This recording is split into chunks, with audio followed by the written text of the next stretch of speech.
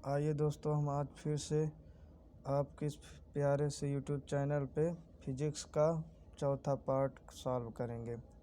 देखिए आपका पहला क्वेश्चन क्या कह रहा है। दोस्तों अक्सर ये पूरा आपका विद्युत से रिलेटेड है।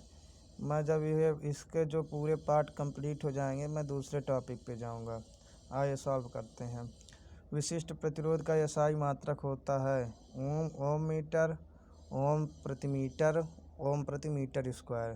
तो इसमें दोस्तों आपका पहला नंबर वो दूसरा नंबर सही हो जाएगा। एक तार लंबाई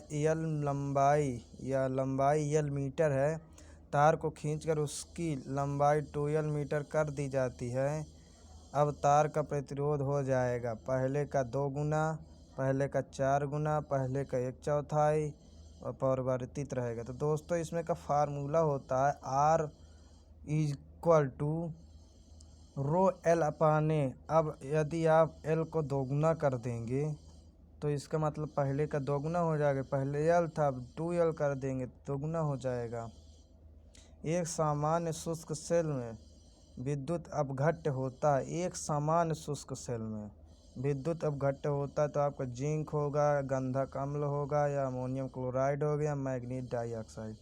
तो दोस्तों इसमें आपका तीसरा नंबर सही हो जाएगा, अमोनियम क्लोराइड।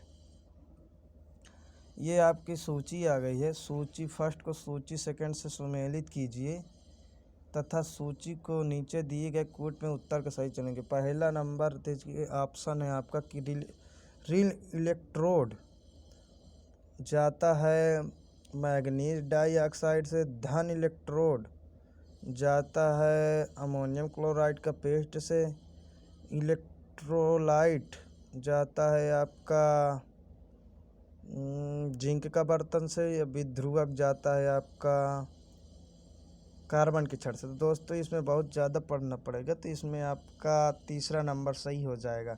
जो आपका ऋण इलेक्ट्रोड होता है ये आपका जाता है जिंक का बर्तन, ऋण इलेक्ट्रोड।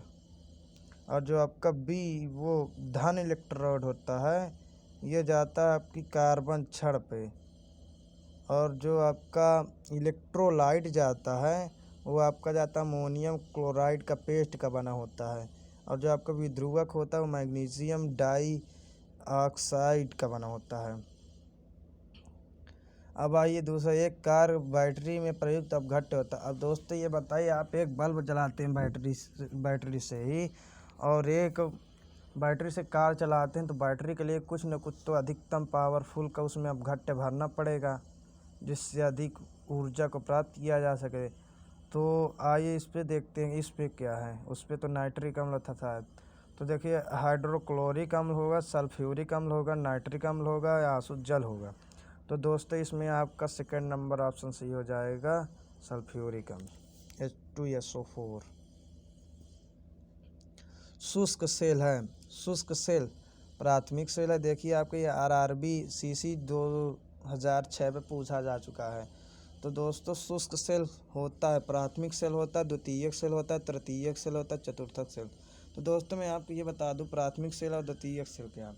प्राथमिक सेल वह सेल होता है जो जिसका एक बार आप यूज कर लेते हैं तो उसको फिर दोबारा यूज पे नहीं लाया जा सकता, मतलब उसे दोबारा चार्ज नहीं किया जा सकता है। द्वितीयक सेल जो होता है उसको डिस्चार्ज होने पर उसको दोबारा चार्ज किया जा सकता है। तो इसका मतलब शुष्क सेल को दोबारा चार्ज नहीं किया जा सकता है। तो ये प्राथमिक सेल आपका होगा। लोहे के ऊपर जिंक की परत चढ़ाने को क्या कहते हैं। ये दोस्तों एक क्रिया है। इसको क्या गैल्वेनाइजेशन कहते हैं, या इलेक्ट्रोप्लेटिंग कहते हैं, या आयन कहते हैं, या इनमें से कोई नहीं। दोस्तों इसमें आपका पहला नंबर ऑप्शन सही है। विद्युत अपघटन की क्रिया में किसी इलेक्ट्रोड पर मुक्त हुए पदार्थ की मात्रा संपूर्ण प्रवाहित आवेश के अनुक्रमानुपाती है। दोस्तों यह किसका नियम है। फैराडे का विद्युत अपघटन नियम प्रथम नियम, फैराडे का विद्युत अपघटन संबंधी द्वितीय नियम, या फैराडे का विद्युत तृतीय नियम, या इसमें दोस्तों आपका पहला नंबर ऑप्शन सही। फैराडे के विद्युत अपघटन संबंधी 2 नियम है। पहला है विद्युत अपघटन की क्रिया में किसी इलेक्ट्रोड पर मुक्त इलेक्ट्रॉन पदार्थ की मात्रा संपूर्ण प्रवाहित आवेश के अनुक्रमानुपाती होता है।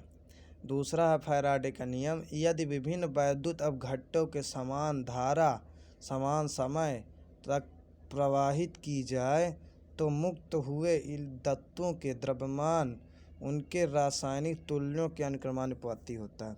तो दोस्तों ये फिजिक्स है, इस पे आप हर चीज़ रीजन के साथ जानिए, रटने से कोई मतलब नहीं होगा।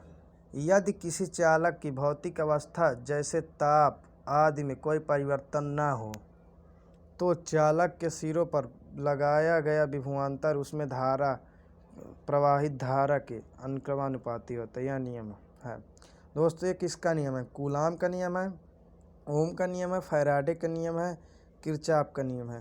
तो दोस्तों इसमें आपका दूसरा नंबर सही हो जाएगा, ओम का नियम। तो दोस्तों मैं आपको रीजन बता दूं कि आप ये तो पहले जानते ही होंगे कि जब किसी चालक तार पे विभवांतर लगाया जाता है, यानी उसके दो सिरों पर जब तक विभव का अंतर नहीं होगा तब तक उसमें धारा नहीं बहेगी, है ना। तो इसका मतलब है ओम ने बताया था यदि किसी चालक तार की भौतिक अवस्थाएं अपरिवर्तित की कर दी जाएं तो उसमें जो लगाया गया विभवांतर हो जाता है और जो उसमें प्रवाहित धारा के अनुक्रमानुपाती होता है, प्रतिरोध होता है।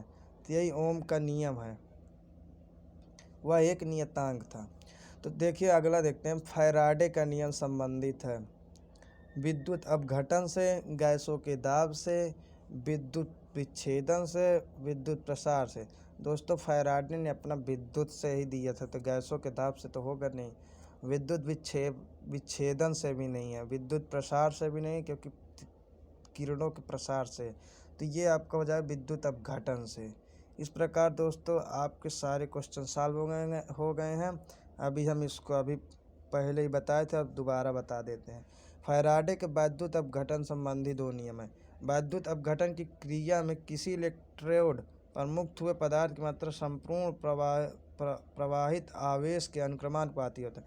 यदि विभिन्न वैद्युत अपघट्टों के समान धारा समान समय तक प्रवाहित की जाए तो मुक्त हुए तत्वों के द्रव्यमान उनके रासायनिक तुल्यांकों के अनुक्रमानुपाती होते हैं।